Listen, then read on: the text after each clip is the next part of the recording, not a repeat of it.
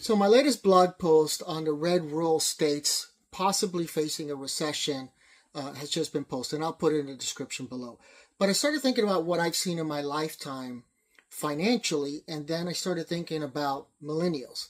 And millennials grew up with 9/11. I was older, so I was actually practicing law, 2, 3 years by then, so a little more mature, able to handle these things.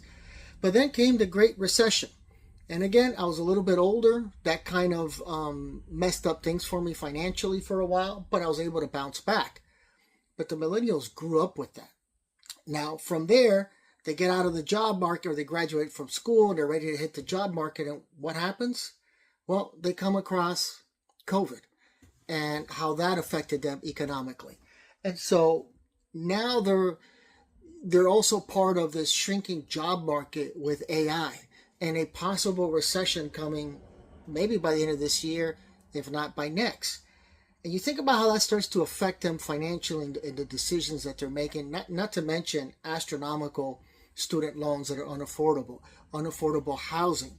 So where they're going, I don't know. I can tell you these things do carry over because I was raised in the 80s. And in the 80s, when we saw these corporate takeovers and corporations shrinking and the loyalty that was involved with corporations, that was out the door. They'd fire you after 25 years. So I became hesitant to work for corporate America. That's why I kind of went out on my own from day one. I never worked for a law firm. I struck out on my own from day one once I passed the bar exam. It was just this mistrust in large corporations. I ended up representing consumer debtors in bankruptcy. I could have gone work for a firm and represent creditors in corporate America, and I chose not to because I was affected by what I saw.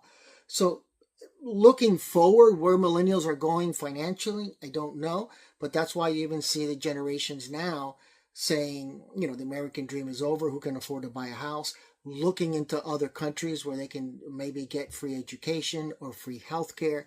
So I keep saying all this is part of the snowball effect, and it will affect us all financially.